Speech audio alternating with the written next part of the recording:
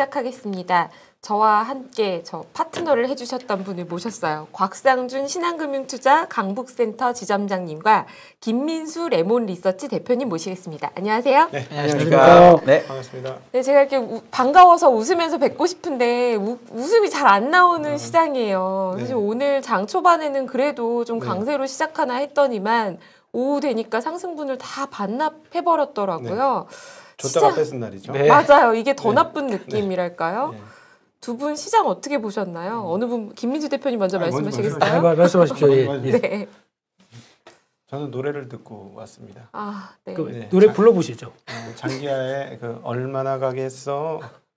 제목이 뭔가요, 그게? 얼마나 가겠어. 아, 제목이 얼마나 가겠어요? 네. 그래봤자 얼마나 가겠어. 이런 노래예요. 요즘 네. 장기하 씨 노래가 네. 주식 투자를 위한 노래라고 맞아요. 많이 돌더라고요. 맞습니다. 부럽지가 않아. 뭐. 네. 부럽지가 않아. 부럽지가 가만히 않아. 있으면 되는데 뭘 그렇게 하려고 해. 뭐 이런. 맞아요.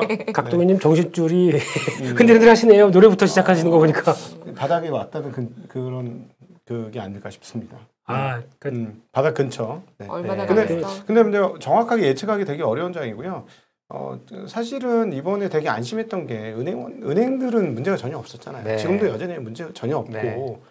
근데 사실 은행이라는 게 대형 레버리지 사업이잖아요. 그러다 보니까 뭐 조금만 잘못되면 오늘은 너무 멀쩡했는데 내일 모레면 이상해지는 게 은행인데, 근데 사실은 어제 느낌이 쌓였던 게 유럽에 ECB의 특별 미팅이 있었지 않습니까? 그렇죠. 그러면서 그리스, 이탈리아, 스페인 이 스프레드가 쫙쫙 벌어지고 독일과 스프레드가 벌어지는 게 나오니까 이거 뭐지? 하는 생각이 든 거죠. 그래서 사실은 뭐 미국은 자산 가격 좀 떨어뜨리고, 거들리가 얘기한 것처럼 자산 가격 좀 떨어뜨리고, 그래서 인플레이션 기대 효과 낮추고 부의 효과 좀 없애주고, 그래도 사회적으로 충격 없을 거거든요. 네. 이번에 그거 많이 생각나요. 닷컴 버블 때. 네. 닷컴 버블 그렇게 나스닥이 그렇게 많이 무너졌어도 사회적으로 별 문제 없었거든요. 네. 그러니까 지금 그 생각을 하고 있는 것 같아요. 연준에서. 그러니까 뭐 자산 가격 잡아뜨려 봐야, 코인 시장이 무너져 봐야 사회적으로 아무 문제 없다. 네. 이렇게 생각하는 거죠. 물론 퇴직금을 넣고 있는 사람들의 불평불만은 있겠으나 뭐 그 정도 한다고 뭐가 문제가 있겠느냐 이런 생각을 하는데, 문제는 뭐냐면 미국이 문제가 아니고 다른 나라로 이게 전이 되느냐. 얘네들은 뭐 편하게 그냥 해야 돼서 금리를 올렸다고 쳐도 다른 나라는 이게 생존이 걸린 문제인데, 어제 딱 그리스, 스페인, 이탈리아 이 얘기가 나오니까 기분이 좀 싸한데 뭐 이런 생각이 좀 들더라고요. 네. 옛날에 악재 막 돌아서 막 또 이런 것 같지 않으세요? 네, 그러니까 저는 저 자신에 대해서 오늘 복기록을 여러 번 썼습니다. 어디 쓰세요, 복기록? 복기록은 저기 컴퓨터에 쓰죠. 네. 네. 무슨 내용을 쓰셨는지 너무 궁금한데요. 어떤 복귀를 하셨나? 네. 부럽지가 않아 이런 거. 현금 갖고 있는 사람 부럽지 않아. 뭐. 주식을 20년이나 했는데 네. 또 이렇게 당하고 있으면 어떡하냐. 넌 네. 바보 멍청이냐. 막 이러면서 너무 답답하다. 네.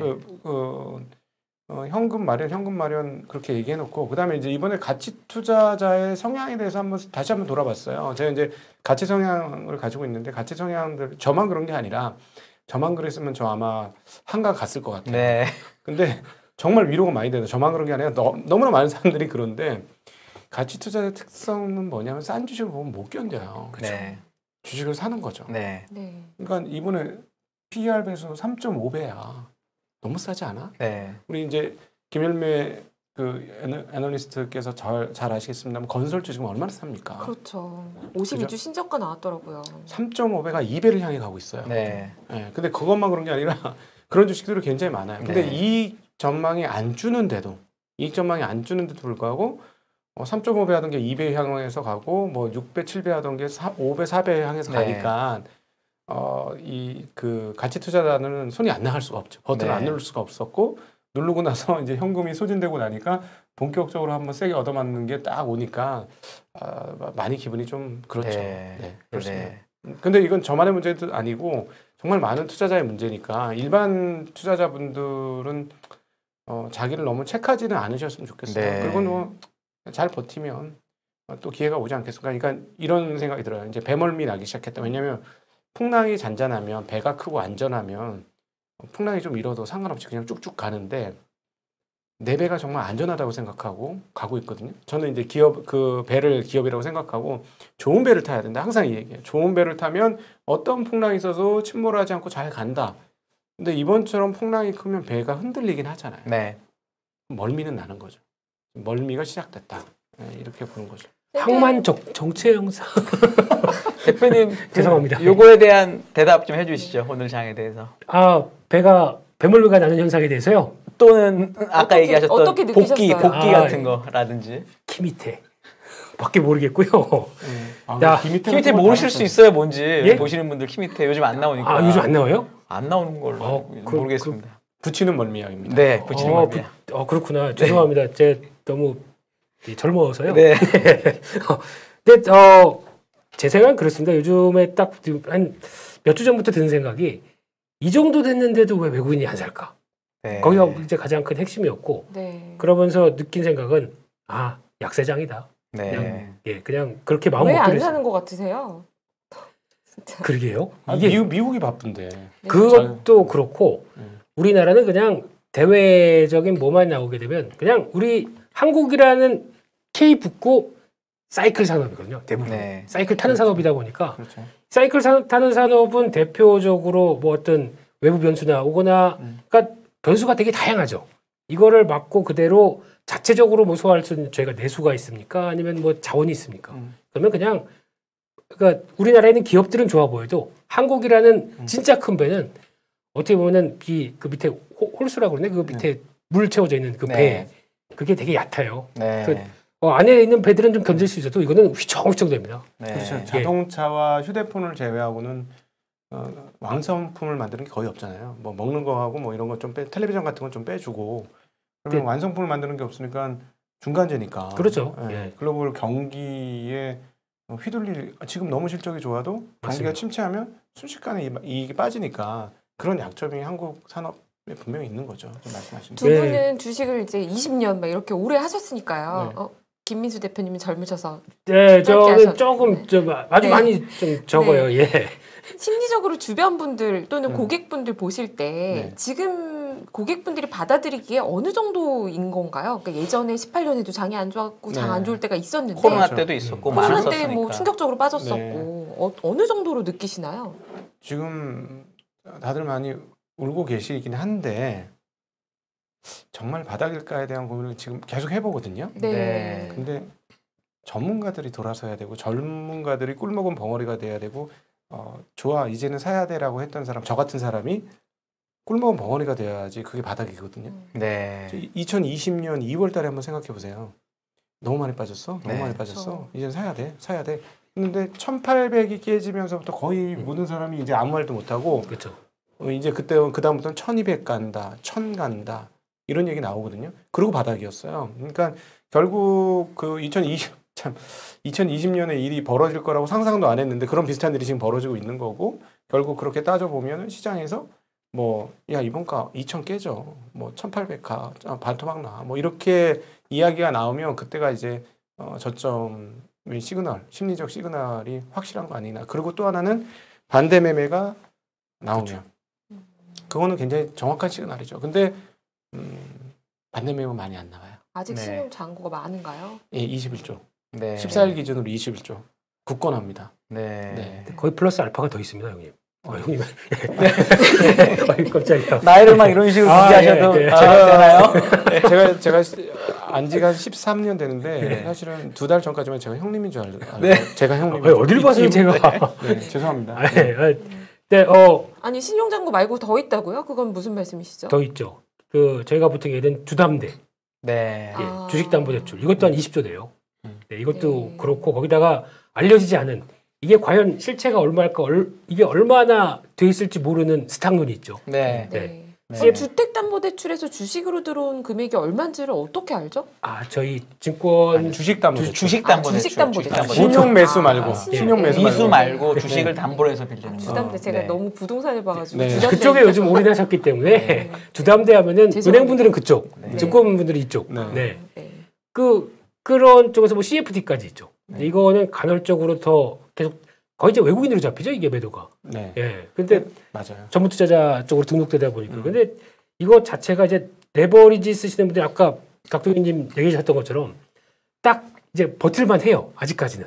그러니까 좀 그 담보 부족 났습니다. 그러면 얘하고 이제 돈 들어와서 메꾸고.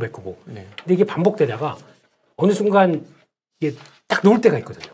이제 그게 그러면 들어간 것과 막았던 게 다 합치다 보니까 금액 자체가 그러니까 예전에 그러니까 내가 추가로 들어간 금액이 더 있거든요. 이것까지 다 안고 넘어지는 상황이다 보니까 손해가 진짜 커지거든요. 네. 근데 이때 많이 각도기님 얘기하셨던 그런 현상이 나오거든요. 네. 그러면 아마 솔직히 잘 그 반대금이 당해 보셨습니까? 혹시 같이 투자하시니까. 저는 거의 그런 건 없죠. 예. 근데 2020년은 정말 위험했었죠. 간당간당. 예, 간당간당할 정도. 신용 쓴 사람 다 간당간당했었어요. 그렇죠. 네. 설마 이게 문제가 있을까 했는데 네. 그거까지 담보 빠지는 비율이 거죠. 빠졌으니까. 그렇죠. 네. 그러니까 그 붙잡던 정신줄이 탁 놨을 때, 그때 그리고 청산되고 내 계좌를 딱 바라볼 때 이 심정은 네. 나라를 뺏긴 심정이고요. 네. 네, 뭐 어디 가슴에 진짜 이만한 구멍 뚫려서 다녀요. 그 한 일주일 동안은. 경험이 있으신가 봐요. 뭐 한 6개, 7개 계좌 말아 드신 걸로 말아서. 네. 그 가창시배 했을 때 그때 입사하고 얼마 안 돼서 주식이란 건 이렇구나. 맨날 미수 쓰고 네. 미수 그 당시는 그게 일상적이었죠, 많이. 그렇죠. 예. 그게 이제 계속 돌아가고 하다 보니까 거기서 이제 이러다가 이러면 금방 아웃되는구나 싶어가지고 그 다음에는 조금 좀 신용은 좀 길잖아. 그러면서 이제 그런 거 쓰다 보니까 그래서 뭐 다박다박 털리는 게 순식간이더라고요.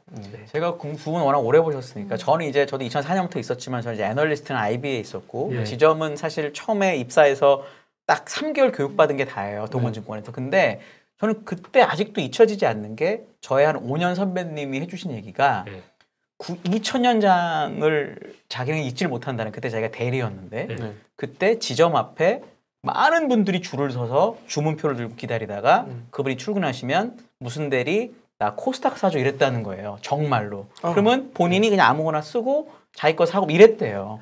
그러니까 그 정도로 장이 너무 좋았으니까 코스닥이 3천에서 그렇게 빠진 건데 이번 장을 몇 년을 보면은 그 정도 과연 과잉이 있었나 라는 생각이 잠깐 들거든요. 어떻게 보세요? 그 정도로 과잉이 있어도 반토막이 나야 되는 건지 아니면 없어도 반토막이 나야 되는 건지 약간 그런 부분이 좀 그리고 2007년도 비슷했던 게 제가 건설할 때인데 그때는 정말 타겟 프라이스 올리는 게 그러니까 목표 주가 올리는 게 일이었거든요. 산업 때 너무 좋았으니까. 아직도 기억나는 게 무슨 조선주가 좋으니까 마지막에 결국은 그 조선 관련돼서 위에 그 뭐죠? 집이라고 해야 되나요? 그거 만드는 덱하우스 만드는 무슨 뭐뭐뭐 전공이 막 뭐뭐뭐 전공도 10배 오르고 이러는 거예요. 그리고 이제 이렇게 된 거잖아요. 이번도 과연 그 정도의 과잉이 있었나 그런 생각이 드는데 어떻게 느끼세요? 두 분은 과거랑 비교했을 때. 먼저 말씀하시죠. 근데 그런 것 같아요. 그러니까 만약 그때 같은 경우는 솔직히 만약에 사람들이 주식 시장에 들어온다고 하더라도 일단 뭐 그때 대안들이 그러니까 지금처럼 그러니까 이번처럼 전 국민이 그러니까 코로나 끝나고 뭔가 확 변화가 들어올 때 관심이 이렇게 뜨거운 적은 별로 없었어요. 저희가 하는 사람들만 그렇죠. 그러니까 그때 같은 경우는 한다고 하더라도 주식 솔직히 그때 대체할 수 있는 수단도 좀 있었거든요. 뭐 어떤 펀드도 있었고 뭐 지금 아직까지 본전을 회복 못했다는 그 문제의 펀드도 아직까지 있고 그런 상황 속에서 뭔가 대안들이 많았었는데 근데 지금 같은 경우는 일단 이번에 팬데믹 나오고 관심은 일단 삼성전자, 뭐 SK하이닉스 몇몇 종목들에 대한 이 과열된 이 뭐라고 그러죠? 이 마음이 그냥 동에서 그쪽으로 확 몰아갔던 이런 현상이 한번 나왔다가 그게 이제 큰 게 꺾이기 시작하면서 나오다 보니까 그러니까 아직까지 나는 주식은 삼성전자야라고 생각하시는 분들이 아직까지 되게 많거든요. 네이버 카카오까지. 요 안에서 아직 못 벗어 거기서 이제 이 모든 걸 생각하셨다가 이제 다른 것들 좀 움직이고 하는데 그러니까 지금 그때에 비해서 지금까지 아직 견조한 섹터가 딱 하나 남아 있습니다. 2차 전지. 그거거든요. 그래서 만약에 그러면 작년 같은 경우도 그랬어요. 그전에도 이게 저희가 알고 있는 성장주의 개념이 이쪽은 그런 성장주가 아닐 거다. 그러니까 차라리 2차 전지를 좀 약간 올라가시면 어떨까요? 그러면은 2차 전지의 개념에 대해서도 잘 모르시는 분들이시고 거기서 이제 무슨 뭐 에코프로 BM을 얘기한다 그러면 뭐? 이렇게 하시는. 아직까지 그러다 보니까 거기서 이제 나왔던 이 트렌드가 바뀌는데도 아직까지는 여전히 우리는 삼성전자 우량주는 안 망해. 그러면서 내가 옛날에 샀던 가격은 9만 원인데 지금 6만 원 깨주려고 그럽니다. 얼마나 싸 보입니까? 계속 사는 거죠, 이거. 그게 지금 어떻게 보면은 약간 너무 확증 편향적으로 바라봤던 게 아직까지 좀 이런 현상이 좀 나오고 있는 게 아닌가 생각됩니다. 네. 과열은 맞죠. 2099년 과열, 그다음에 2007년도 과열, 네. 다음으로 그 다음에 과열을 한번 뽑아본다면 이번 2020년의 네, 그렇죠. 과열이라고 보는 게 맞을 것 같아요. 왜냐하면 근데 이번에는 좀 다종다양하게 나타났는데 마지막에 신기한 개념이 나타나잖아요. 메타버스, NFT, 네. 그다음에 크립토 네. 이런 게 나왔잖아요. 이런 신개념의 것들이 나오는 게 사실 그런 그 과잉의 전형이고, 근데 규모로 따지면 굉장히 대단했던 게 폭이 넓어졌잖아요. 네. 그러니까 주식 시장에서의 과잉만 있었던 게 아니라 그렇죠. 다른 시장으로서의까지 퍼지는 그런 과잉들이 있었으니까 분명히 과잉은 좀 있었다라고 보는 게 맞을 것 같아요. 네. 네. 근데 그거를 네. 이제 너무 급속하게 빼니까. 네. 근데 이제 그 과거하고 또 다른 점은 좀 그겁니다. 그러니까 물론 이번에도 PDR이라는 단어까지 나왔습니다만 그런 하여튼 신종 단어 나오면 항상 조심해야 되는 것 네. 같고요. 근데 기업들의 실적은 그 과거에 어떤 그 과잉이나 네. 버블 때하고는 전혀 차원이 달라요. 네. 그래서 이번에는 뭐 그때처럼 뭐 주구장창 떨어진다라고 얘기하기는 좀 어려울 것 같습니다. 기업 벌써 이제 지금 정도 수준의 미국 기준 지수가 평균 수준 이하로 떨어졌잖아요.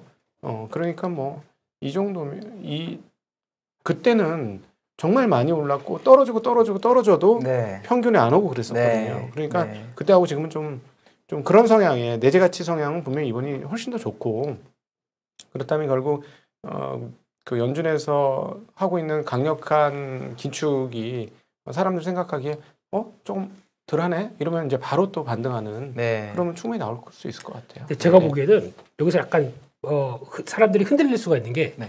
저는 2분기 실적 같아요. 네. 네. 여기서 그러니까 지금까지 우리도 그랬고 미국도 그랬고 지금까지 어닝 보게 되면 거의 1분기 그래도 할만하네 이런 네. 분위기였거든요.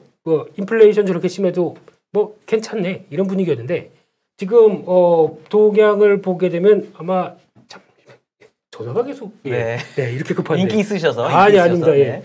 안 가. 예. 네. 그래서 2분기 실적이 이번에 시험대에 오를 게 네. 그러니까 이제 온갖 거 다 들어갔습니다.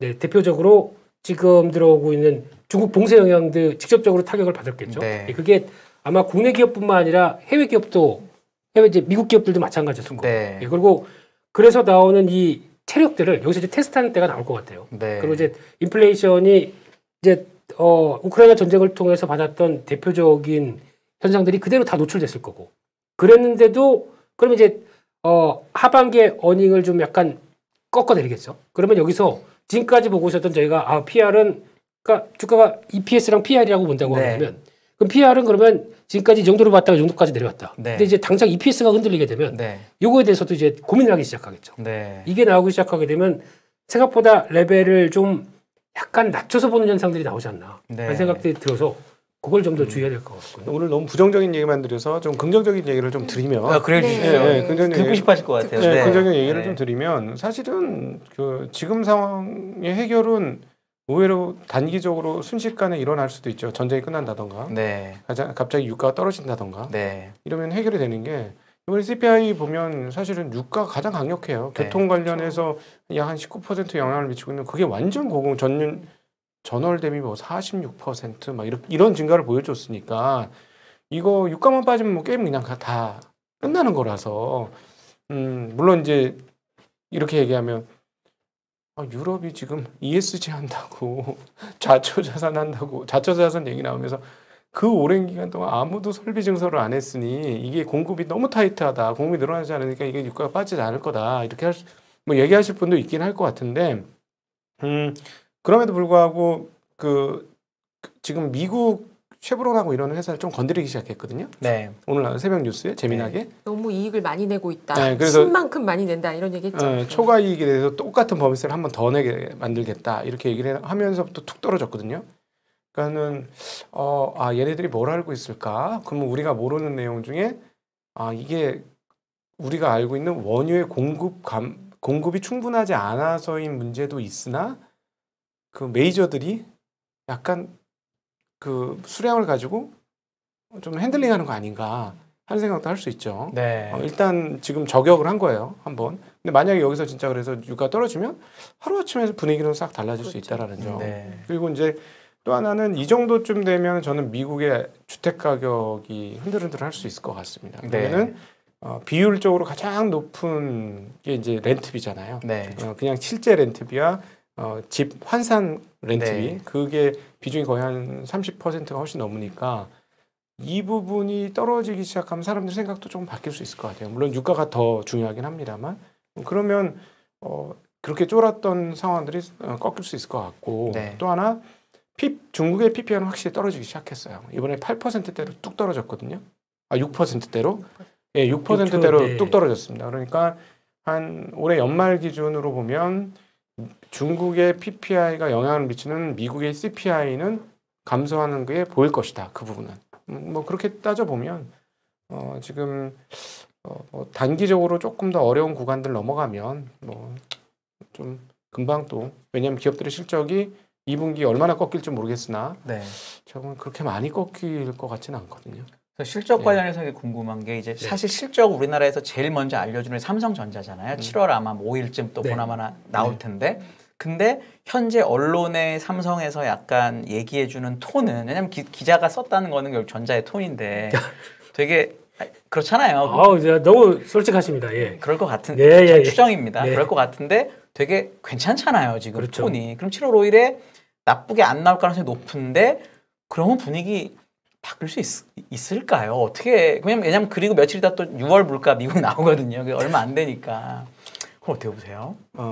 그거는 이제 삼성전자는 삼성전자 실적의 문제가 아닌 것 같아요. 그렇죠. 글로벌 펀드의 실적 잘 나와도 상관없다. 글로벌 펀드의 문제고 네. 펀드 유출 그다음에 도망가는 거 신흥국 펀드 팔고 도망가는 거 이런 것들에 의해서 영향을 훨씬 많이 받는 것 같고요. 실적은 제가 보기엔 나쁘지 않을 것 같은 게 그게 혹시 다른 회사들 실적이 좋을 거라는 기대감을 불러일으키지는 혹시 못할까요? 그렇다면 반도체가 이렇게 떨어지면 안 되죠. 그렇다. 왜냐하면은 TSMC의 올해 실적 전망 그리고 4월 달에 발표한 다음 달 전망 월별 5월 전망 실적도 엄청 좋습니다. 계속 우상향이에요. 그리고 거기는 뭐 특성상 1년 계약을 다 하고 하는 거니까 연말 실적이 다 정해져 있는 회사거든요. 그래서 연말까지 다 하겠다고 정해졌고 그다음에 뭐 지금 안드로이드 쪽에서 계속 안 좋은 상황들이 벌어져서 뭐 메모리가 떨어진다 하지만 또 반대로 반대급부로 애플은 계속 잘 나가고 또 2기가를 추가로 D램을 더 달고 이런 것들 뉴스를 보면 반도체 실적은 생각보다 그렇게 많이 빠질 건 없어 보여요. 그리고 게다가 현장에서 하시는 분들 얘기를 들어보면 내년도에 장비가 충분하지 않을지도 모르겠어. 이런 얘기를 합니다. 그럼 무슨 말이냐면 생산이 안 는다는 얘기예요. 생각보다 많이. 그러니까 확실히 이 글로벌 공급망 체인에 확실히 문제가 있는 게 반도체 장비를 다 못 만들어요. 그렇죠. 그러면 내년도에 장비가 있어야 비트크로스가 나는 건데 그걸 다 못하면 비트크로스를 못 내죠. 그럼 가격이 떨어지고 싶어도 떨어질 수가 없는 거죠. 그러니까 그걸 아니까 계속해서 일정 수준을 사놓고 있는 거예요. 지금. 그런데 그럼에도 불구하고 서버 쪽이나 이런 쪽에 D램의 어떤 재고량 이런 건 그렇게 썩 많지 않다고 해요. 그리고 계속 안 좋다고 했던 뭐 노트북 PC 시장 뭐 이런 거에 있어서 이번에 대만에서 발표한 뭐 에이서라든가 이런 회사들 있잖아요. 그 주로 노트북이나 이런 거 굉장히 많이 만드는 회사들의 실적이 이제 월별로 안 꺾였어요. 그러니까 반도체 얘기를 하면 아마 반도체 애널들 지금 답답해 미칠 겁니다. 원래 그런 거죠. 뭐. 실적은 잘 나왔는데 그래도 주가를 얘기를 해놨는데 주가는 계속 빠지니까 아니 그러니까 PER 배수를 계속 깎아주는데 도대체 어디까지 깎아야 될 거냐. 글로벌 1위 업체를 PER 뭐 5배에 거래할 거냐. 지금 뭐 이제 9배 미만으로 막 떨어지려고 그러잖아요. 그럼 진짜 반도체 애널들은 좀 미치고 팔딱 뛸 그런 상황이 아닌가 싶습니다. 여기서 잘 보면은 특이한 현상이 나옵니다. 삼성전자는 6만 원 간당간당하죠. 지금 수급 보면은 외국인들 계속 팔고 있고 그걸 그냥 개인만 사고 있습니다. 또 오늘 우선주를 많이 샀던데요, 외국인들이. 빙고. 삼성전자 우선주는 오늘 3% 올랐습니다. 며칠 전에 확 오르고 며칠 전에 30만 주, 이번에 한 46만 주. 오늘 엄청 샀던데 또 오늘도. 두 개의 차이가 뭘까요? 뭐예요? 말씀 좀 해주세요. 삼성전자는 코스피 200이 있습니다. 삼성전자 우선주는 200 없습니다. 프로그램에 걸렸다. 이게 대한민국의 현실입니다. 그러니까 결국에는 삼성전자가 하락하는 이유는 한국 시장에 대해서 그렇게 썩 뭐 무슨 이유가 있던 간에 안 좋게 보는 이 상황 쪽에서 한국 시장과 함께 그냥 솔직히 저희가 보통 얘기하는 게 SK하이닉스 PBR 한 배는 무조건 사라. 네. 깨졌습니다 지금. 네. 깨진 상황인데도 저 예전 같았으면은 뭐 기관들도 이제 움직여요. 지금 같은 때는 움직여서 이제 막 콜도 좀 나올 때인데 지금은 그들조차도 움직이지 않습니다. 그렇다는 얘기는 지금 분위기 자체가 일단 그러니까 곽두기님처럼 맞긴 맞는데 손이 안 나가는 단계들이 다 들어와 있고요. 네. 그런 쪽이다 보니까 이제 그냥 그 선물 동향 따라서 그냥 휘청휘청이고 있고 선물 만약에 프로그램 매도 들어오게 되면 거기서 같이 받쳐주고 해서 같이 들어오는 뭐 액티브도 들어오고 뭐 해야 되는데 저는 다 손 놓고 있습니다 지금. 연기금이 이 정도 되면 사실 원래 뭔줄 해줄 것 같은데 그런 모습이 저는 안 보이더라고요. 연기금 관계자가 한 인터뷰 하나 나왔지 않습니까? 뭐라고 했어요? 기회만 되면 네. 한국 주식 다 팔고 그거 싶은데 봤어요. 네, 점점점. 네, 예. 봤어요. 와 이거 보고 솔직히 욕 나올 뻔했습니다. 이런 때 그런 걸 못 해줬다라는 역할을. 근데 물론 저희가 연기금에 대해서 너무 그렇죠. 예, 어차피 저분들도 다 수익률을 위해서 사는 사람들입니다. 그러니까 네. 그걸 위해서 진짜 돈 되는 쪽으로 가는 건 맞죠. 어차피 제가 낸 돈이고.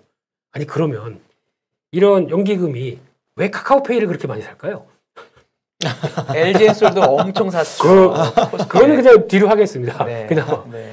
1분기 적자까지는 카카오페이를 왜 이렇게 죽으라고 살까요? 네. 저 그게 제일 궁금해요. 네. 어떻게 생각하십니까? 곤란한, 저희 돈이에요, 저희 돈. 곤란한 대화를 하고 계신 것 같은데요. 우리가 이제 반도체 얘기를 했으니까 그걸 조금만 더 여쭤보면 죄송합니다. 지금 필라델피아 반도체 지수가 안 좋잖아요. 그러면 실적은 아직은 괜찮은데 시장에서의 주가가 안 되는 이유는 앞으로 실적이 나빠질 거라는 우려가 있으니까 그런 걸 거라고 생각이 되는데 이럴 때 그래도 밸류에이션이 싸졌으니까 더 나빠지진 않을 거라는 생각으로 접근하시는 쪽이신가요? 아니라면 지금은 반도체 지수가 돌아서는 걸 보고 들어가야 할까요? 저는 개인적으로 반도체 주들은 소부장 쪽은 굉장히 좋을 것 같아요. 한국 같은 경우는 계속 국산화하려고 하고 그다음에 공정이 너무 어려워져요. 그러니까 어떻게 표현할까요? 옛날에는 이런 통을 만들었다고 하면 물을 이만큼 담잖아요. 근데 지금은 이걸 빨대 같은 컵을 만들어서 물을 똑같이 많이 담아야 돼요. 그게 지금 반도체 어려워지고 수율이 어려워지고 난이도가 올라갔다. 공정이 근데 이게 장난이 아니고 정말 그렇거든요. 네. 정말 지금 제가 이 표현한 게 거짓이 아니고 실제로 정말 나노 단위에서 그걸 더 줄이고 또 줄이는 거니까요. 예. 그래서 그 굉장히 어려워져서 비용이 굉장히 많이 들고 그다음 장비도 많이 들어요. 그다음 소재도 혁신을 계속 해줘야 되고 다른 소재들 계속 실험을 해봐야 되고 그러니까 소부장 관련 기업들은 당분간 계속 좀 좋은 흐름들을 보여줄 것이고 특별히 국내 회사들은 더 그럴 것이다. 이거는 뭐 분명히 맞을 것 같고요. 셀업체들은 그래서 조금 억울할 거예요. 옛날만큼 마진을 높게 갖고 가기 어려울 겁니다. 옛날에는 2018년도 우리가 봤지만은 뭐 전체 실적 영업이익률이 50몇 %가 나오잖아요. 네. 압도적 그렇다면 실제로 반도체에서는 60-70% 이상 수익이 났다는 얘기니까. 그러니까 그런 시대가 지금 안 오고 자기는 돈을 많이 써야 되는 입장이라서 그런 부분은 좀 억울한데 앞서도 말씀드렸습니다만 TSMC가 소위 말하는 AP와 CPU를 만드는 주요한 업체이기 때문에 얘네들이 많이 계속 실적이 우상향하고 있다라는 건 그 반도체 주요 시장, 그다음 전자제품 주요 시장의 확대는 계속 이루어지고 있다. 그렇죠. 이렇게 보는 게 맞고요. 또 하나 우리 상식적으로 생각할 때 모든 것들이 전자화되고 있는데 이 전자화되고 있는 이 과정들이 줄어들 것이냐 과연 그런 부분을 생각해 보면 긴 시계열로는 뭐 반도체 주식은 다시 성장할 수 있다라고 보는 게 맞을 것 같고요. 근데 이제 문제는 뭐냐면 상승장에는 물이 쫙 들어와서 가만히 있어도 튜브에 이렇게 누워만 있어도 쭉쭉쭉쭉 올라가지만 지금 물이 쪽쪽쪽쪽 빠지니까 잘못하면 그 물 빠지는 하수구에 딸려 들어갈 수도 있고 그러니까 여기서 수용을 어떻게 치든가 뭔가 기술을 발휘해야 되는 상황이거든요. 근데 그런 어려움들이 좀 지금에 있는 상황이고 그럼에도 불구하고 버블에서는 조금 많이 멀어졌기 때문에 위험은 과거보다 현재 줄었다. 이성적으로 그건 분명히 맞다. 만약에 내년도를 바라보는 시기로 본다면 긴축이 끝나는 어느 시점부터는 장이 반등하지 않겠어요? 충분히 빠지다가 예를 들자면 연준이 25bp 할 거야 이렇게 말하는 순간부터 시장은 아마 반등할 거예요. 금리를 계속 올린다고 할지라도. 그러니까 그게 어디쯤인지 모르니까 지금 혼돈 속에 빠져 있는 거고 또 사실 파월의 말에 의하면 다음 달도 75bp잖아요. 네. 이번에 말에 의하면. 그러니까 시장은 휘청거리고 있지만 이번에 가격이 떨어지면서 시장이 가지고 있었던 위험은 상당히 줄어드는 것이다. 근데 저것까지 얘기하기는 조금 애매한 것 같아요. 요즘에 이제 바이더딥이라고 얘기하는데 바이더딥 앞서 우리가 말씀드렸지만 모두가 항복하는데 네. 그게 그때가 바이더딥일 것 같아요. 그러면 예를 들어 원래 주식이 이렇게 될 때 여기서 사는 사람이고 여기서 사는 사람 있잖아요. 그렇죠. 빠지기 전에 사거나 확인하고 사거나. 그러면 네. 각동희님은 확인하고 사자는 쪽에서 가까우신 건가요? 아니 이미 다 사줬죠. 제가. 아니 만약에 이런 게 뭐죠? 네. 왜냐면 내가 그래도 급여도 있고 뭐 네. 사업을 해 돈을 계속 조금씩 벌잖아요. 네. 그리고 소비를 100% 다 하지는 않으니까 조금이라도 남을 거 아니에요. 네. 그 돈을 갖고 한다면 혹시나 저는 그냥 계속 사야 된다고 봐요. 계속 사야 된다. 네, 계속 사야 된다. 그런- 이 정도부터는 아니 뭐 앞서 뭐 밸류에이션이 PER 배수 뭐 4배 하던 게 3배 밑으로 깨지면 네. 뭐 계속 사야죠. 근데 약간 네. 이를 악물고 사는 느낌이에요. 한 번 더 내려갈 수는 있는데 네. 그걸 각오하면서 그래도 올라올 수 있는 가격대니까 산다. 이런 주변에 느낌. 절대 고수들조차도 마지막 날은 못 삽니다. 그렇죠. 네. 절대 고수들조차도 수천억을 버는 사람도 마지막 날은 버튼이 안 눌러져요. 그날이 김민수 바닥이- 대표님도 지금 다 사셨어요? 이런 개인적인 질문을 각도님 때문에 너무 근데 술술이 워낙 벌어네요. 너무 좋아요, 워낙 이런. 매매를 자주 하셔서 네, 이런 네. 데가 너무 좋고요. 훌륭하시고.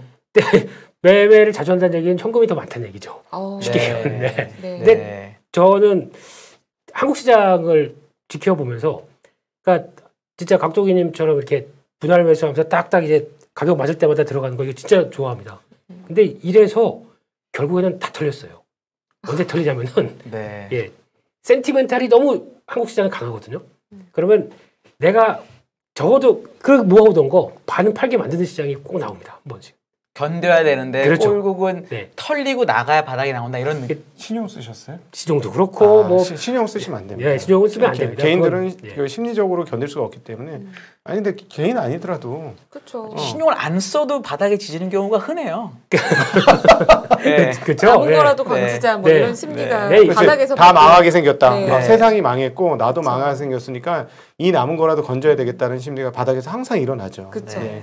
특히 이번에 팬데믹 같은 경우도 딱 보면 뉴스 나오는 거 쭉 보게 되면 플로우 자체가 이거 이제 우리 벌써 주변 사람 걸렸어요. 네. 네 차례만 남았어요. 걸리면 죽는 병이에요. 이런 식으로 쫙 가기 시작하면서 거의 하루 종일 그 얼마나 떠듭니까 그거 가지고. 네. 그러면은 아니 이 다 죽어가는 마당에 주식이 되겠어? 라고 하는 생각이 며칠만 들게 되면은 주식은 마이너스 뭐 40, 50%입니다. 근데 이거를 버티는 자와 못 버티는 자의 운명은 갈리긴 하겠지만은 네. 그때에 대한 그 며칠 차이라고 하더라도 그 이 쫄리는 이 상황들. 네. 근데 아마 지금 이제 앞으로 어떤 뉴스가 나올지 몰라요. 오늘 보니까 또 어떤 얘기도 나냐면 푸틴의 핵 전쟁 얘기 네. 나오기 시작하죠. 네. 네. 이런 이제 과격한 얘기들. 네. 이제 이게 물론 진짜 그도 망하고 우리도 망하고 다 이제 그냥 다 망하자는 얘기인데 이런 식으로 막 사람을 압박하고 조여가는 상황들. 이게 뉴스가 나오고 해서 계속 한 일주일 정도 된다. 그러면은 이렇게 닥동님처럼 뭔가 이렇게 딱 정립되신 분이면 모르겠지만 대부분의 일반 다수들은 그렇지 않거든요. 네. 어쩔 수 없이 끌려가게 돼 있어. 그리고 지하철에서도 항상 보는 게 네이버 뉴스, 경제 뉴스 이거 보다 보면은 뉴스가 다 그런 쪽으로 도배기 돼 있어요. 지금은 그렇죠. 네. 네. 그럼 지금부터 우리가 생각할 수 있는 오히려 이제 안 좋은 걸 생각하다가 당하면 각도기님처럼 버틸 수가 있는데 모르는 거가 터지면 또 불안하잖아요. 그러면 예상할 수 있는 어쩌면 일어날 만한 최악의 시나리오를 차라리 상상해 보면 어떨까요? 그러면 일단 찜찜하신 부분이 뭔가요 지금? 바닥이 아닌. 전쟁이 겨울까지 가서 가스값이 폭등한다. 음. 그건 참 안 좋은 얘기고 그다음에 지금 중국에서 비료가 없어서 작황이 안 좋았다. 가을 돼서 뭐 이런 뉴스 나오면 이젠 뭐 인플레이션이 이제 망했구나 이런 인플레이션 느낌이 나겠죠. 물론 선진국은 사실은 농산물이 좀 가격이 오른다고 해도 GDP 비중이 크지 않기 때문에 영향 없을 거예요. 한국도 사실 영향 없을 거예요. 그러나 수많은 나라들이 폭동나고 난리가 날 거 아닙니까? 그럼 그런 뉴스들이 계속 접해지면 심지어 더 어렵고 분명히 그런 일들이 벌어지겠죠. 또 하나 먼저 가공할 위력은 딱 저거죠. 유가 150불, 뭐 160불 이렇게 가버리면 그때는 이제 걷잡을 수 없는 금리 경기를 죽여서라도 이제 진짜 볼코의 귀환이 벌어질 수도 있는 상황을 사람들이 상상하게 되니까 실제로 그렇게 될지 모르겠으나 근데 그동안의 연준은 그렇게까지 죽이는 사람들은 아니었고 파월도 그렇게 죽이는 사람이 아니었습니다. 오늘 이번에 왜 이렇게 충격을 받았냐 하면 얘네 이 형들이 이럴 형들이 아닌데 이 형들 미쳤나 봐. 우리가 완전히 당했네. 형님들도 잘 모르시는 거 아니야? 이게 옛날에 사실 주식 다 팔아서 그래요. 그러니까 지금 그동안에는 이제 신뢰를 잃었다였는데 사실은 이번에 누가 신뢰를 잃었냐면 저같이 연준을 매일같이 추적하는 사람들은 75p 올릴 거라고는 상상하기 좀 어려웠어요. 그동안 계속 50을 완전히 거의 고정 핀으로 고정해 놓듯이 그런 느낌이었는데 75를 거들리를 딱 꺼내 놓더니 이상하네. 같아. 뭐 75p를 올릴 것 같아. 이런 얘기를 띄우더니 이러더니 진짜 75 하더니 또 다음 75니까 그동안에 연준을 믿고 따라왔던 사람들이 사실 엿을 먹은 상황이에요, 지금. 그래서 그런 패닉이 오히려 좀 있지 않을까 하는 단기적으로. 요 단기적으로. 그럼 이렇게 인플레이션이 있을 수도 있다. 만약에 지금 말씀하신 최악의 시나리오는 인플레이션이 여기서 더 걷잡을 수 없이 오르는 거잖아요.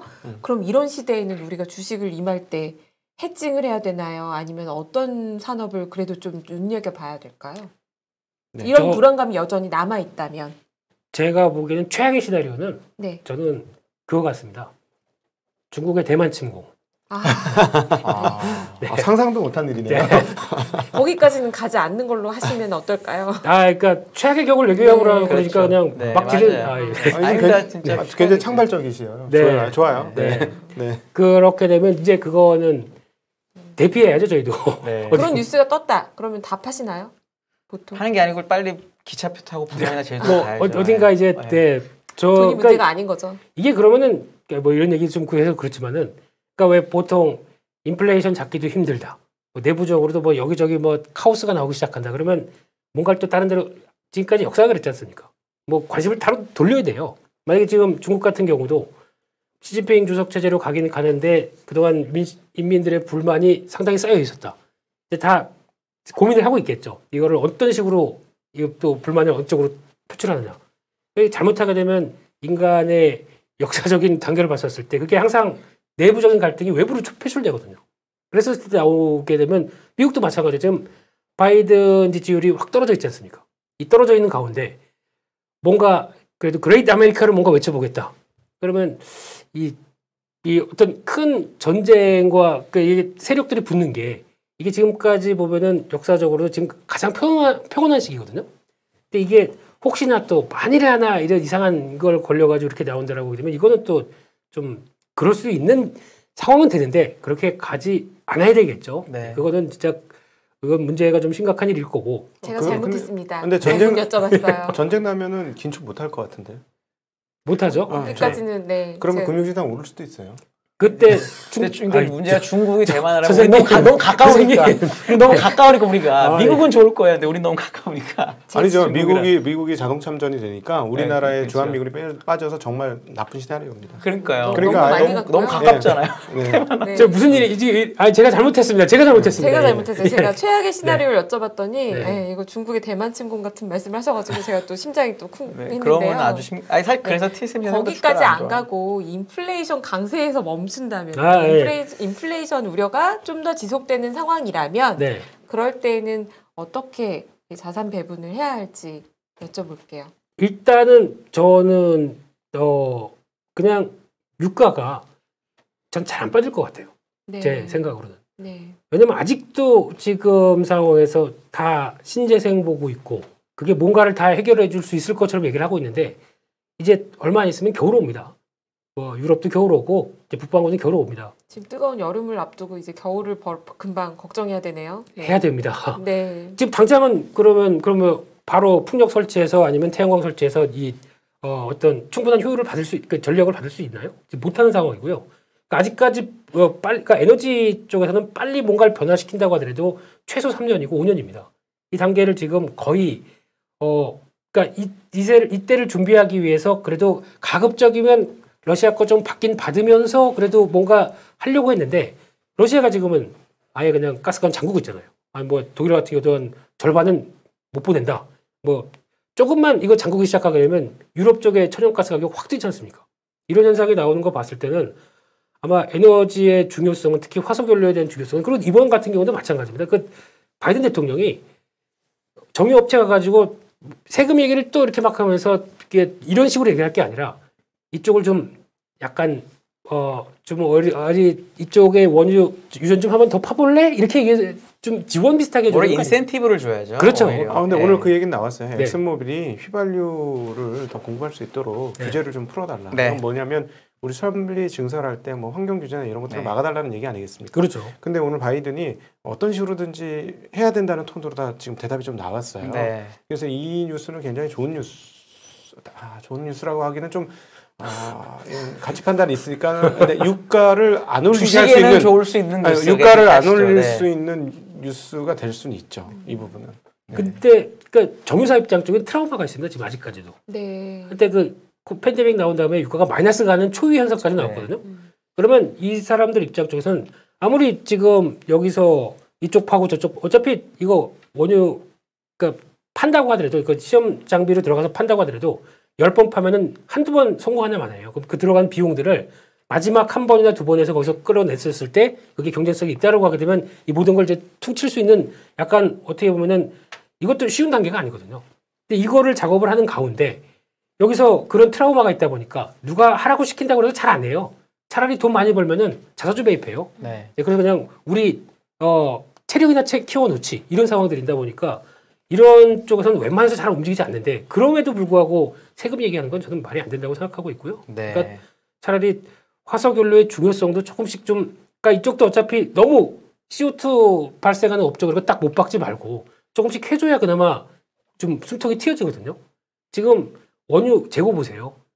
아람코도 지금 걱정하고 있습니다. 지금 정지할 원유 없을 정도로 걱정하고 있는 단계라고 하게 되면 재고에 대해서는 어차피 다 좀 신경을 써줘야 될 시기가 오지 않았나 라는 생각이기 때문에 이런 재고 가지고 유가가 급락 고점에서 좀 밀리기를 아마 오페크도 마찬가지일 겁니다. 오페크 입장에서도 지금 그런 비슷한 트라우마가 있기 때문에 여기서 중산하겠습니다. 68만 배럴. 이게 뭡니까? 예. 뭐 러시아에서 생산하는 1,000만 배럴의 요 정도도 안 되는 규모를. 그래서 아마 저는 꾸준히 보는데 유가가 만약에 급락한다. 저는 이게 더 안 좋은 신호입니다. 경기가 안 좋다 뜰 수 있죠. 빈곤입니다. 네. 네. 그래서 그러면은 그런 에너지 관련된 종목을 지금은 제일 그래도 여기 보신다 이렇게 그런 종목의 우선주. 그런 종목의 우선주. 네. 수급이 있기 때문에 배당 수익률이 배당 수익률이요. 무지막지. SK 몇 개의 종목이 막 떠오르네요 갑자기. 그거 한번 찾아보시면은 네. 그게 우선주 배당 수익률이 10몇 %가 나옵니다. 네. 지금 기준으로도 좀 올라온 기준. 조금 작은 종목 중에도 그런 게 있죠. 그러니까 지금 정유사 웬만한 거 올해 실적 엄청 많이 나오겠죠. 네. 그러면 그 DPS 따지면 그러니까 배당 따지게 되면은 아마 작년에 거의 2배 그러니까 성향을 봤을 때는 2.5배 나올 겁니다. 네. 그걸 안 주겠지만. 네, 뭐 그 단순하게는 네. 네. 이때 자기네들도 좀 챙겨야죠. 네. 이걸 가지고 우선주에 대입한다. 네. 네. 그렇게 나옵니다. 네. 뭐 좋은 접근이네요. 네. 네, 이 접근은 굉장히 좋은 접근 같습니다. 네, 올해 워낙 수익을 많이 내니까 저는 설비증설하는 회사들 봐야 될 것 같습니다. 이게 뭐 누가 뭐라 해서 아니 사실 인플레이션이 기업들한테 나쁜가요? 디플레이션이 나쁜가요? 당연히 디플레이션이 디플레이션도 나쁘죠. 안 원칙적으로는. 네. 네. 지금 갑자기 너무 튀어서 그런 거지 인플레이션 좋아요. 예를 들어서 한 3~4%면 기업들 신나죠. 네. 설비 증설 쉽게 할 겁니다. 물건 우리 거 팔린다는 확신만 있으면 설비 증설 왜 안 해요? 인플레가 디플레보다 훨씬 좋습니다. 근데 이게 갑자기 하니까 사람 마치 인플레이션이 무조건 나쁜 거라고 지금 규정하는데 우리 이럴 때일수록 이성적으로 정확하게 판단할 수 있도록 노력을 해야 되는 거고요. 여기서 설비 증설을 하는 회사들은 그럼 어떻게 되느냐라는 거죠. 필요하니까 설비 증설을 하겠죠. 그쵸. 특별히 한국 업체들 중에 설비 증설은 되게 유효한 설비 증설이에요. 아까도 뭐 잠깐 얘기했습니다만 한국은 중간재 업체들이 많기 때문에 설비 증설을 굳이 할 이유가 별로 없어요. 앞단에서 강력하게 요청하지 않으면. 네. 이제 우리 작년에 그게 대표적으로 나타났던 게 플리츠 BJ 이런 쪽, 뭐 심택, 뭐 대여덕전자 네. 이런 애들이 설비 증설을 하고도 또 하고 막 그렇거든요. 근데 이제 이렇게 전화해서 물어보면 이거 팔 때 있어서 하시는 거예요? 당연하죠. 네. 이렇게 대답을 해요. 그리고 심지어는 완성 세트 업체들이 돈을 줘요. 아니면 거의 그런 보증, 매입을 해주겠다는 보증을 해주고 얼마 이상을 해줄 테니 설비 증설을 해라 이렇게 하는 거거든요. 그러면 이런 인플레이션 상황에서 설비 증설을 한다는 건 그 영역은 좋다라는 것이고, 그리고 한국 업체들 같은 경우는 설비 증설을 한다면 팔자리가 있다는 얘기고, 네. 팔자리가 있다는 건 매출과 이익이 증가한다는 얘기니까. 그래서 설비 증설하는 회사들은 좀 잘 보실 필요가 있지 않을까. 설비 증설하는 것 중에서 근데 이제 업종마다 좀 다른데 네.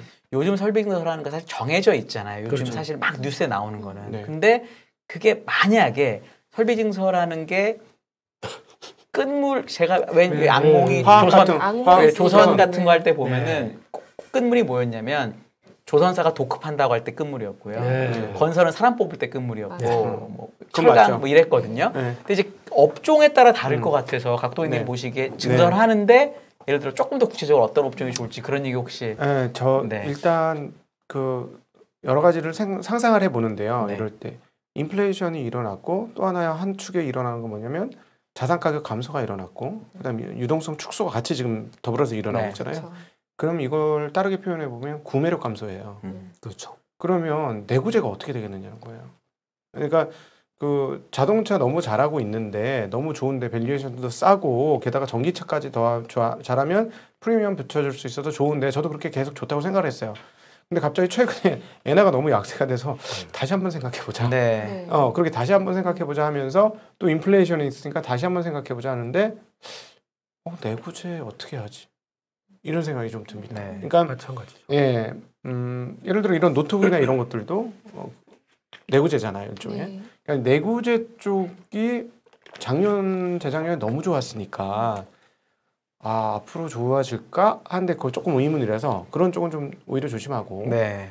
근데 이제 이건 이제 탑이 맞아야 되는 건데 글로벌리 지금 뭐 프렌드 쇼링이라는 얘기까지 나오면서 공장을 한 개로 세 개가 공장 한 개로 돌아가던 시스템에서 공장 두세 개로 돌아가는 시스템으로 바뀌고 있잖아요. 네. 그렇다면 의외로 중후장대 쪽에서 괜찮을 수도 있겠는 걸 하고 네. 그런 생각이 들더라고요. 근데 뭐 지금 뭐 전혀 안 되고 있지만 지금 정유를 보면서 떠올랐던 게 철강은 그러면 어떻게 되지? 네. 이런 생각이 떠올랐어요. 왜냐하면 철강은 스크랩하기 바빴거든요. 계속 중국 공장 없애는 방향이었지 신설 방향이 전혀 없었어요. 거의. 근데 지금 정유 같은 경우 신설한 적이 없으니까 쇼티지가 나는 거야. 가격이 올라서 안 떨어져. 그러면 다른 업종들은 또 어떻게 될까?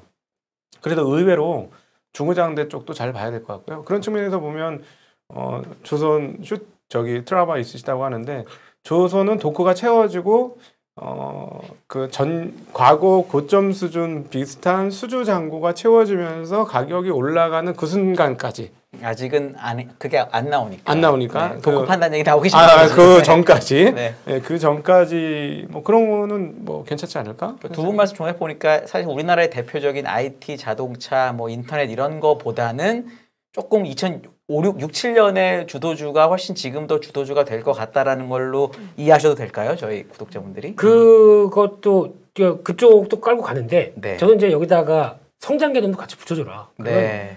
2차 전지를 너무 소홀히 하시는 것 같아요. 네. 제가 보기엔. 그러니까 증설도 2차 전지 엄청나죠, 진짜. 소재 업체들 보세요. 저 창원이나 거기 가게 되면은 와, 그러니까 맨 처음에는 저희가 삼성전자 평택 공장 P3, P4만 나가는 거 보고 우와 하는데 거기서 장난이 아니더라고요. 네. 가보니까. 그래서 이런 것도 마찬가지로 다 사준다니까. 그리고 다 앞서서 LG에너지 솔루션이 막 네. 부추기지 않습니까? 이렇게 되면 나오는 이 현상을 봤을 때는 거기다 이제 또 LG는 좀 특수한 경우가 있지 않습니까? 반개 LG가라고 그래요. 네. 네. 그래서 뻗어나가 이제 이런 회사들이 다 보완을 해주고 있습니다. 지금 네. 보니까. 그래서 그렇게 나가기 시작해서 그러면 그러니까 앞에 총대는 LG 에너지 솔루션이 맺는데 이 소재들은 다양하게 많더라고요. 그 연결되는 게. 그러면 이게 나왔었을 때 이쪽도 그러면은 우리 큰형님이 끌고 가신다는데 증설하래. 오케이. 그러면서 각도기님 말씀대로 이제 다 하기 시작하는 이쪽도 이게 그러니까 지금 원래 케이스라고 하게 되면 지금 폭락했어야 돼요. PR 100배짜리가 지금 버티고 있다는 게 말이 안 되죠. 네. 근데 중국 같은 경우는 PR 70배짜리가 신고가가 납니다. 이게 지금 현실이거든요. 네. 그러니까 중국은 그래도 어느 정도 전기차가 좀 차 있다고 하는 시장인데도 거기서 이런 고밸류를 그대로 바꿔간다는 얘기는 거기서도 의미하는 바가 좀 있을 것 같고요. 우리는 이제 중국은 시장을 안 보죠. 중국 시장은 그냥 니네 거 해. 그냥 네. 뭐 LFP건 뭐 알아서 니네들 해라고 하고 이제 개화하는 뭐 미국 시장이나 그러니까 미국을 보면서 이제 북미 쪽 중남미까지 이제 다 노리는 경우가 나오게 되면 그에 따른 이제 큐의 확대가 훨씬 더 전기차 쪽에 대한 변화가 나오지 않을까. 그러면은 전기차 소재나 아니면 그 어차피 이제 또 하이니켈계도 이제 진화가 되지 않습니까? 앞으로 진화가 됐었을 때 나오는 다른 기술과 그게 또 기술이 나올 때쯤엔 벌써 밸류체인은 벌써 짜기 시작해요. 그 배터리 메이커들은. 그럼 거기서 나오는 것들은 계속 또 기회 요인이 될 것 같기 때문에 그런 것도 우리나라에 앞으로는 반도체만큼이나 중요한 역할을 하지 않을까 생각이 들어서 그것도 한번 봐야 될 것 같습니다. 네. 그리고 뭐 저는 개인적으로 그 가격 정가할 수 있는 능력이 있는 회사들 그런 회사들은 좋을 것 같아요. 음식료 쪽에서도 가격 정가 잘하는 회사들이 있거든요. 그런 회사들 밸류에이션이 계속 낮아지는 회사들 있고 심지어 뭐 그냥 소비주들 중에서 우리 업체들 중에서도 계속 실적이 좋은데 주가는 계속 멀티플은 떨어지고 있는 거죠. 실적이 좋아지니까 이런 업체들 그러니까 찾아보면 지금 한국은 좀 많아요. 건설주 같은 거 너무 이렇게까지 싸질 수도 있구나. 정말 깜짝 놀라거든요. 근데 사실 건설주도 그거잖아요. 뭐 지금 문제가 있고 걸려 있는 거 풀어주고 원가를 인상시킬 수 있고 몇 가지 고리가 풀리는 순간 갑자기 사람들이 인식할 거 아니에요. 너무 싸구나라고 인식할 수 있으니까. 그렇죠. 예, 그런 타이밍 기다렸다가 그런 시점이 오면 뭐 접근할 수 있을 것 같고 그 다음에 증권회사 같은 경우 증권 주식들도 진짜 넉마됐거든요. 지금 3배 이하로 떨어지고 있어요. 네. 거기도 배당률이 한 10% 맞습니다. 정도 나오는 주식들이 많아요. 그러면 그냥 뭐 예금했다고 생각하고 배당 내년에는 올해만큼 못 주겠습니다만 10% 지금은 시가기 배당률이 지금 10%가 넘는 애들이 몇 개가 있어요. 뭐 한 8%만 받지 7%만 받지 이 정도도 나쁜 게 아니니까 뭐 그런 식으로 접근해 보시는 것도 나쁘지 않을 것 같습니다. 이게 기본적으로 이제 각도기님 말씀은 이제 이익이 나오는 회사, 탄탄한 회사 중에 충분히 싸진 거는 좀 사도 된다라는 구간에 들어왔다라고 느껴지는데요. 그렇죠. 얻어맞을 때 얻어맞더라도 뭐 한 1년 버티면 이거 너무 긴데 한 6개월? 6개월 정도 지나면 잘 샀구나 이런 생각 들지 않을까요? 저는 개인적으로는 근데 이제 제가 지금은 건설업을 담당하고 있지 않아요. 그래서 그냥 뭐 사셔라 마셔라 이런 얘기는 아닌데요. 이게 이제 밸류에이션이 아주 싸졌을 때 어떤 변수가 마지막에 남아있냐면 이제 시장이 지금 매크로가 불안할 때는 실적의 불확실성이 남아있으면 이 주식에 손이 잘 안 나가는 거죠. 그렇죠. 네. 지금 싸지만 나중에 혹시 실적이 내려가서 주가가 비싸질 수 있지 않을까 요게 있는데 원자재 가격 올라가고 있고 가격 정가를 상품이 얼마나 할 수 있을지 아직 모르는 산업들은 지금 그러니까 주가가 계속 빠지는 거죠. 거죠. 건설만이 아니라 가격 원자재 비용 부담이 있으면서 가격 정가를 물음표가 있다. 이런 산업은 여전히 좀 주의해야 되는 구간에 있는 게 아닌가 개인적인 생각은 좀 그런 그러니까 생각이 가격이 이렇게 빠질 수가 없는데 빠진 이유가 바로 그 점이잖아요. 그 원가 반영 못 시키고 원가는 계속 올라갔고 게다가 집은 못 짓고 근데 이렇게 기록적으로 집을 못 짓는 상태가 얼마나 오래 갈까요? 지금 기록적으로 집을 못 짓고 있잖아요. 인허가도 줄었고 착공도 줄고 지금 그러니까 이거는 조금 특이한 정도 수준의 상황이니까 잘 지켜보려면 좋은 찬스가 있을 수도 있을 것 같아요. 역발상을 해본다면. 다른 산업을 보자면 또 지금 K 컨텐츠 산업 이런 쪽은 또 어떻게 보시나요? 아마 시청자분들 관심이 많으실 것 같은데요. 어저께 하이브도 좀 워낙 많이 빠지기도 했고요. 장기적으로 개인적으로는 저는 굉장히 좋게 보는 영역인데 가격이 부담이 좀 있습니다. 부담이 있다는 거 밸류에이션이 비싸다 이런 느낌. 저는 성향이 저는 퍼를 뭐라 그러면 본전 찾는 기간이라고 생각하거든요. 퍼가 10배면 본전 찾는데 10배 걸리고 그 회사가 나한테 벌어주는 돈으로 60배면 60년 걸린다. 그래서 저는 50년 이상 걸리는 건 나는 아예 쳐다도 안 볼 거야 하는 게 제 원칙이에요. 그렇게 높은 것들은 그러니까 이건 뭐 저만의 그 방법인데 방법도 아니지 사실. 가치 투자의 자세. 그러니까 뭐 그러다 보니까 좋은데 너무너무 좋아요. 너무너무 좋고 우리나라 살 길이고 해야 되고 잘 돼야 되고 다 좋은데 지금 좀 비싸요. 사실은 누가 넷플릭스가 13배 정도 수준에 거래될 거라고 상상을 했겠습니까? 근데 이런 일이 벌어지거든요. 기다리다 지금 게임주들도 엄청나게 빠졌어요. 드디어 10배 언더로 빠지기 시작했어요. 그러니까 때가 되면 또 오거든요. 그때 이제 줍줍하면 되는 거니까 그때까지 기다리자 하는 입장입니다. 좋긴 좋습니다. 김민수 대표님도 마찬가지신가요? 콘텐츠 너무 좋아하죠. 너무 좋아하고 한데 이게 제가 보기에는 게임주 같은 경우는 폭풍이 좀 나왔었어요. 이게 앞서 말씀하셨던 이제 신사업에 대한 게 나오다가 거기서 뒤엉키면서 나왔던 이런 현상들. 그래서 결국에는 그러니까 요즘 보니까 T2E가 뭔지 아십니까? T2E까지 나오기 시작합니다. T2 아니고 네. B2E도 아니고 이제 네. T2E도 나왔습니다. 오늘 뭐죠? 뭐 런칭했다고 하면서 뭐 확 또 막 나오더라고요. Travel to earn 마일리지인가요? 거의 그런 개념을 네. 우리나라가 회사가 있습니다. 네, 그래서 여행 가서 자기 사이트에 그 동영상이나 쇼츠 올리고 이렇게 하게 되면 그거를 또 보상을 해준답니다. 근데 제가 느끼는 건데 P2E도 보면서 느끼는 건데, 그러니까 가서 보상을 주는 거 좋아요. 보상을 주는데 나오는 그 코인을 가지고 이제 중요한 매개체 한 번 더 거치죠. 그리고 들어와서 이걸 가지고 하는 효용에 대해서 아직까지는 답을 못 해요. 그러니까 쉽게 말씀드리면은 그러면 열심히 그 미르포하면서 흑채를 캤습니다. 흑채를 캐가지고 건너와가지고 리믹스를 받았습니다. 받아가지고 그러면 이게 너무 재밌으니까 또 다른 게임 재밌는 거 없나 싶어가지고 그게 나와서 그걸 또 교환해서 중간교에서 또 가서 해야 되는데 이게 연결고리가 지금은 아직까지는 이거밖에 없어. 미르포밖에 없어요. 그러니까 이게 확장이 돼야 되는데 확장하려고 노력을 막 하는 가운데 지금 이 사태를 맞았지 않습니까? 코인 시장에 대한 여러 가지 근본적인 물음들. 이게 나오기 시작하다 보니까 위메이드가 이제 지금 보면은 아직도 정 대표님은 되게 빅피처를 그리시는 것 같은데 현실에 대해서 그냥 딱 한마디로 이번에 위믹스 3.0 같은 경우는 달러 베이스가 100%라고 얘기를 합니다. 저희가 보통 보장 100%라고 하게 되면 그러면 이거 가서 주면은 1달러 줘요? 이렇게 얘기를 할 수 있는데 그럼 그 회사에 달러를 갖고 있어야 되겠죠. 이거에 대해서는 달러 비슷한 거라도 갖고 있어야 돼요. 그렇죠. 금을 갖고 있던가. 근데 왜 100%라고 쓰죠? 저는 그게 이해가 안 돼요. 그러니까 그런 것도 나오기 시작하게 되면 아마 이게 그냥 신사업에 대한 막연한 기대감들이 흔들리면서 나오는 여러 가지 변화가 나오는데 제일 중요한 거는 게임은 인기입니다. 컨텐츠도 인기고요. 근데 제가 보기엔 이번에 BTS 사태도 애들이 지쳤어요. 잘 아시죠? 그래서 한 9년 동안 하다 보니까 거의 버닝아웃이 된 상태에서 자기네들은 너무 힘들어서 이제 뭐 이번에 진 군대 가는 참에 좀 이렇게 약간 휴지기와 함께 자기네 방향을 설정하려고 하는 것 같은데 회사는 이번에도 발표하지 않습니까? 우리 해체하는 거 아니다. 딱 못을 박아버리지 않습니까? 그러니까 회사의 입장과 그 개개인의 그 아이돌들의 입장이 좀 다르다 보니까 나온 사태라고 생각되고 있고요. 가장 큰 근간에는 비쌉니다. IPO 자체를 저기서 하다 보니까 지금 상황에서는 그런데 근데 제가 보기에는 이제 그러면 좀 그런 그렇게 이탈이나 아니면은 지금 완전 제로에서 여전히 끌고 갈 수 있는 여전히 인기를 갖고 끌고 갈 수 있는 쪽은 좀 차별화되지 않을까요? 그런 생각도 하고 있고요. 이번 하락에서 코스닥이 많이 빠졌을 것 같습니까? 코스피가 많이 빠졌을 것 같습니까?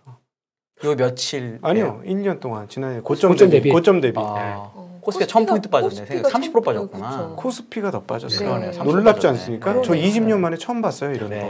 결국은 뭐예요? IPO 때문에 그래요. IPO가 너무 많아서 대형주 IPO 때문에 대형주 IPO가 되면서 지금 이럴 수도 있구나, 이런 게 가능하구나 하고 깜짝 놀랄 정도로. 그러니까 지금 지수가 지수에 대해서는 그런 측면에서 보면 조금 열어두셔야 될 게 대형주들이 돈 못 버는 대형주들이 너무 많이 들어와가지고 얘네들이 멀티플이 낮아지면 지수가 우리가 생각하는 기존에 우리가 그동안 걸어왔던 소위 말하는 지지저항 라인 같은 게 좀 애매해질 수는 있겠다는 생각이 듭니다.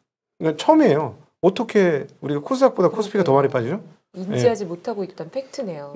어제 계산해 보니까 제 계산기가 좀 잘못될 수 있는데 약간 끝전 약간 차이인데 원래 항상 코스피가 코스닥이 훨씬 많이 빠지잖아요. 근데 그동안에 코스닥의 그 IPO가 훨씬 많았고 근데 이번에 반대 현상이 나타나서 그 부분에 대해서는 좀 인지를 하고 있으신 게 좋을 것 같아요. 네.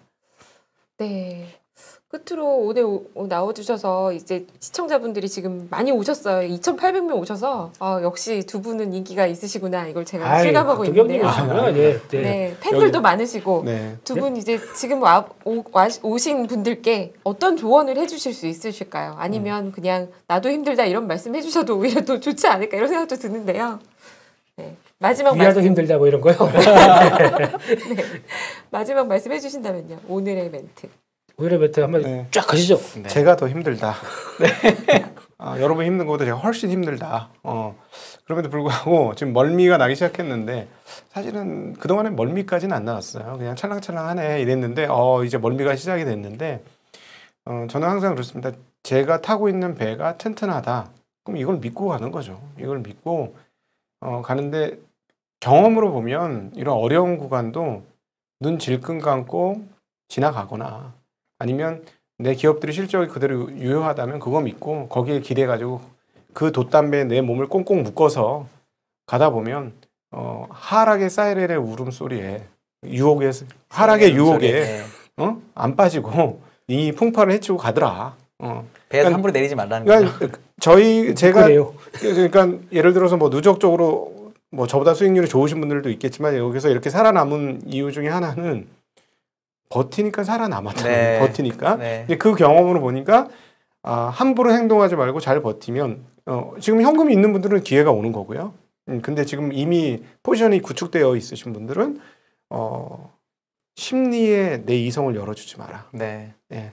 심리에 휘둘리면 잘못된 판단하기 쉽다. 냉정하게 생각하자. 이런 말씀 드리고 싶습니다. 네. 딱 제가 보기엔 그겁니다. 지금부터는 심리 싸움이죠. 네. 그거 하나입니다. 싸질 만큼 싸졌고 여기서 아까 보다 보니까 지금 S&P 500 기준으로는 20% 고점들이 하락하니까 약세장 들어온 거죠. 네. 넘게 하락했죠 이제. 그렇죠. 약세장이 그 수익률을 다 회복하기 위해 회복했을 때 나왔던 평균적인 기간이 23개월이랍니다. 네. 2년이나 참으라고요? 데이터가 그렇게 나왔습니다. 네. 그래서 그건 뭐 이번에는 또 빨리 갔다 빨리 왔을 만큼 또 4차 산업혁명 시대인데 네. 빨라지겠죠. 예. 네. 뭐 20세 좀 그러네요. 예. 그냥 2.3개월이 되길 기다리면서. 네. 네. 근데 제가 보기에는 이왕 진입하신 분들은 뭐 버텨야죠. 내 회사 믿고 버티고. 근데 딱 봐서 이거는 지금도 판단이 드실 거예요. 이거는 내가 잘못 산 것 같아라는 판단이 네. 나실 거예요. 본인들이 네. 다. 네. 손절하세요 그냥. 네. 현금 갖고 계십시오. 네. 그랬다가 그걸로 차라리 우리 그러니까 저희 장은 항상 센티멘털이 한 번 더 무지막지하게 한 번 더 밀고 들어옵니다.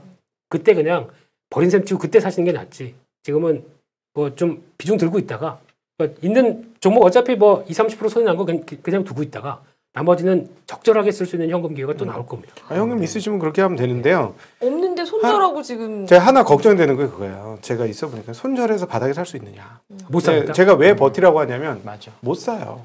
절대 못 사요. 맞아요. 너무나 높은 확률로 절대 못 사거든요. 근데 그러니까 내 기업이 너무 비싸지 않다면 못 사니까 결국은 한참 올라서 사거나 아니면 포기하거나 이런 일을 제가 너무 많이 봤기 때문에 차라리 그냥 몸빵을 해라. 뭐 이런 말씀. 그러면 지금 만약에 안 좋고 비싼 산업의 어떤 기업을 가지고 있는데 이 배는 좀 아닌 것 같아 풍랑을 헤쳐나가기에는 묶을 배가 그러면 아닌 거죠, 각도기님의 조언은 캐니바리제이션 바꿔라. 바꿔야죠. 바꿔 타라. 바꿔야죠. 현금화보다는. 왜냐하면 앞서 말씀드렸지만 2.5배까지 떨어진 애들 중에서 영롱하게 10배 갈 놈들이 보이거든요. 네. 네. 물론 이거는 그 시장의 신탁에 뽑혀야 돼요. 제가 요즘 하는 말이 뭐냐면 제가 밥상을 만들어 이렇게 제사상을 만들어 가지고 이렇게 딱 올렸는데 시장의 신탁이 이걸 선택하면 운 좋게 나는 가는 거고 이게 신탁에 이게 뽑히지 않을 경우가 가끔씩 있어요. 근데 물론 저는 제사상은 정성스럽게 잘 만들어야 돼요. 그리고 실력이 좋은 사람은 시장의 신탁이 이쯤 되면 뭐를 어떤 밥상을 좋아할지를 잘 아는 사람이 이쪽에서 이제 고수고 더 잘하는 사람은 절정의 고수고 이렇게 되는 거겠죠. 그래서 하여튼 가지고 있는 기업보다 더 좋은 기업이 있다면 이건 찬스예요. 네. 예, 그거는 바꿀 수 있지 않을까 이런 생각을 가지고 있습니다. 김민수 대표님은 현금 갖고 있으라고 하신 거 아니신가요? 이게 왜 그러냐면은 네. 현금 갖고 있다가 어차피 봐야 못 맞춥니다. 네. 근데 내가 팔았던 고가격 때보다 훨씬 싸게 되면 에이 그래도 싸게 샀네 뭐 이렇게 버틸 수가 있어요. 네. 그러니까 더 떨어진다고 하더라도 그나마 정답은 없어요. 없습니다. 네. 예, 네. 없는데 그렇게 그러니까 이번 같은 경우도 또 앞서 각도기님 말씀하신 것처럼 이번에 종목 중에 하나 조선선제라는 종목이 있어요. 이거 같이 투자하시는 분들이 좀 어느 정도 아시는 회사거든요. 야 진짜 회사가 저렇게 돈 쌓아놓고 아무 짓도 안 하네. 매년 한 명업이 100억 이상은 충분히 나오는 회사인데 그냥 방치된 회사예요. 근데 이런 회사가 무상증자 테마가 요즘에 인기거든요. 그거 가지고 이틀 사이에 60%가 올라옵니다. 네. 네. 이런 현상이 나오는 것도 그러니까 여사제의 신탁에 딱 걸려서 이렇게 끌고 네. 갈리는 것처럼 걸릴 수도 있죠. 이렇게. 네. 그러니까 그 가치평가에 대한 가장 큰 강점이 언제 나올지 모르는데 걸리면 예, 그냥 뭐 3, 4년에 고생 다 털고 간다. 이런 것도 나올 수 있죠.